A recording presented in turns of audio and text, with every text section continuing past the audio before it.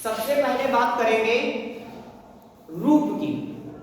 जो सामने टॉपिक दिया है बहुत ही यूपी बोर्ड के लिए तो बहुत ही नितांत आवश्यक है, और इसके अलावा टीजीटी, पीजीटी, टेट, सीटेट इत्यादि जितने भी हिंदी वन डे एग्जाम हैं ये सब में काम करेगा।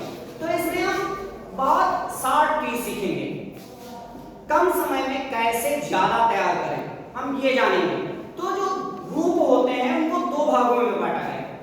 संस्कृत भाषा में रूप को कितने भागों में बांटा गया? दो भागों में। पहला रूप धातु रूप और दूसरा शब्द रूप। धातु रूप हमारी क्रिया होती है और शब्द रूप हमारा क्या होता है? संज्ञा, सर्वनाम ये होते हैं। ठीक है, तो यहाँ आज हम सर्वनाम का मतलब क्या है? सर्व माने सभी का, नाम माने सब पर नाम, अर्थात जो सबके लिए प्रयोग किया जा सके वह नाम सर्वनाम है ना। जैसे मेरा नाम अखिलेश है तो हम किसी दूसरे को नहीं कह सकते, दूसरा व्यक्ति नहीं कह सकता मेरा नाम अखिलेश है, तो हम क्या कहेंगे? दूसरा कोई बोलेगा तो वह है ना, अखिलेश पढ़ता है तो दूसरा कहेगा वह पढ़ता है। हम अगर कहें वे पढ़ते हैं तो तुम सब लोग उसमें आ जाओगे। तो जो वह है बहुवचन में वे हो जाएगा, और वे का मतलब है सर्वनाम। जब किसी एक का नाम न लेकर सब पर वो लागू हो जाए, वे पढ़ते हैं, वे पढ़ते हैं, वे पढ़ते हैं ऐसे बोले है ना, वह पढ़ती किधर भी हम कहते हैं वह पढ़ता है, तो इसका मतलब क्या है? सबके लिए बात की जा रही, तो सर्वनाम शब्द रूप होते हैं। तद मूल जो शब्द है संस्कृत का तत्सम शब्द है तद। तद माने होता है वह, और वह जो है वो पुल्लिंग है। इस प्रकार जिस प्रकार इंग्लिश में वह के लिए तीन प्रयोग किए गए हैं, दो प्रयोग किए गए, ही और सी। ही माने ही वह होता है और सी फॉर भी वह होता है। लेकिन जो ही होता है वो कैसा होता है? मेल के लिए, पुल्लिंग के लिए, और सी क्या होता है? फीमेल के लिए, स्त्रीलिंग के लिए। तो यहाँ भी संस्कृत में तीन पुरुष होते हैं, मतलब कि पुल्लिंग लिंग जो होते हैं तीन होते हैं संस्कृत में, वो है आपके कौन से? पुल्लिंग, स्त्रीलिंग और नपुंसकलिंग। तो इस प्रकार वहां के भी तीन प्रकार होंगे। तो सबसे पहला प्रकार आज हम पढ़ेंगे तद। तद माने वह, पुल्लिंग। दूसरी चीज इसमें आती है विभक्तियां। क्या आती हैं? विभक्तियां। विभक्तियां क्या करती हैं? अनुवाद बनाते समय हमको इनका प्रयोग करना पड़ता है, अर्थात उनके अनुसार हम इनका प्रयोग करते हैं। आपने पढ़ा होगा विभक्तियों के चिन्ह, प्रथमा ने, द्वितीया को तृतीया से, चतुर्थी को के लिए पंचमी से अलग होने के लिए, ये जो तृतीया से है ये जुड़ने के लिए होती है, और इससे का अर्थ क्या होता है? अलग होना, दूर होना, जबकि तृतीया से का मतलब पास में आना, निकट होना, एक साथ होना। खष्टी का होता है काकी, राली, है ना, ऐसे इनके होते हैं। सप्तमी का होता है में पर, आधार अधिकरणम सप्तम्याम, है ना। तो जैसे इसका, और फिर बात आती है वचन की। तो वचन भी संस्कृत में तीन होते हैं, एक वचन, द्विवचन और बहुवचन। जबकि हिंदी में क्या होता है? एक वचन और बहुवचन, द्विवचन नहीं होते। लेकिन ये संस्कृत रूप है, संस्कृत की व्याकरण है, इसलिए हमको इनके अकॉर्डिंग पढ़ना होगा, इनके अनुसार जानना होगा। तो क्या है? सह, क्या है?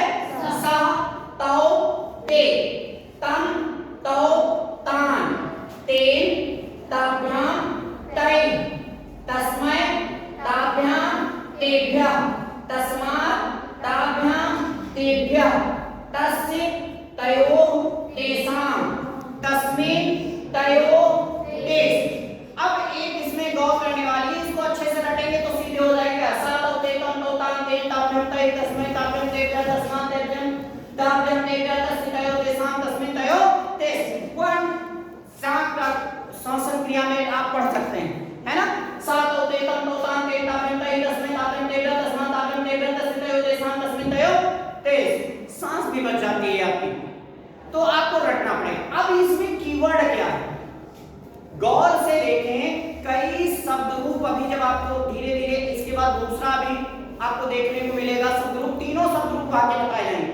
तो आप गौर करेंगे कि जो हमारा तृतीया, चतुर्थी और पंचमी है, इसका जो द्विवचन है वो सेम है।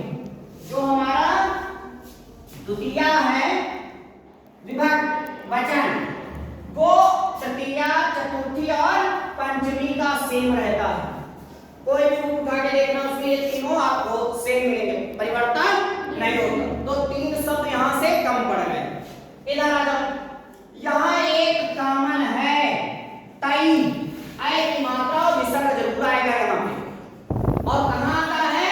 अधिकतर ये लास्ट वाला ही होता है।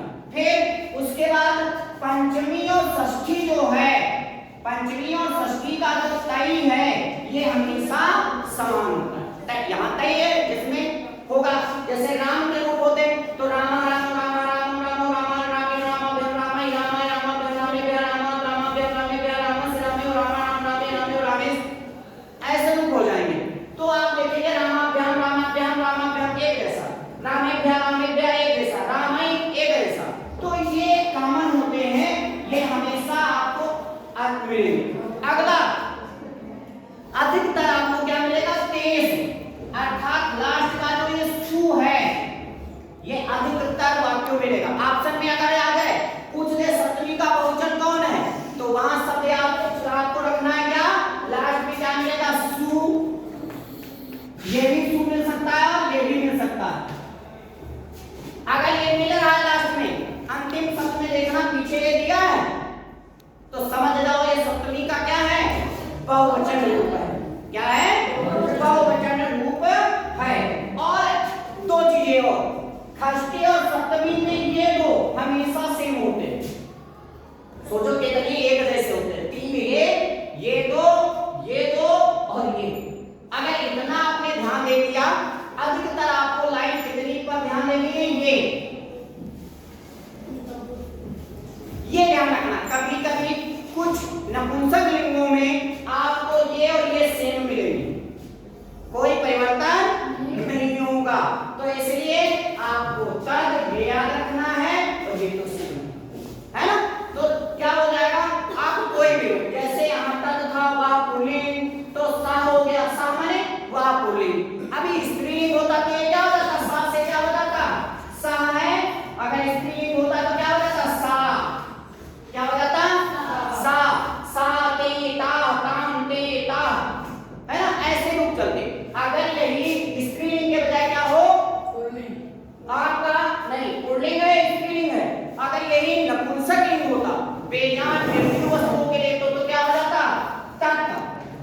तब क्या रूप चलते? तत्, तत्ते तान, तत्ते तान, तेन और सारा ही। नपुंसक लिंग में क्या होगा कि पुल्लिंग का दो लिए जाएंगे नपुंसक में, उसके बाद सारे पुल्लिंग के उठा के रख लिए जाते हैं। ये ध्यान रखना हमेशा, बहुत इजी है, थोड़ा ध्यान देने की जरूरत है। तो कल हम लोग फिर से अधिकतर के रूप पढ़े हैं पुल्लिंग के। उम्मीद है कि आप लोग इसको पढ़ेंगे अच्छे से, है ना।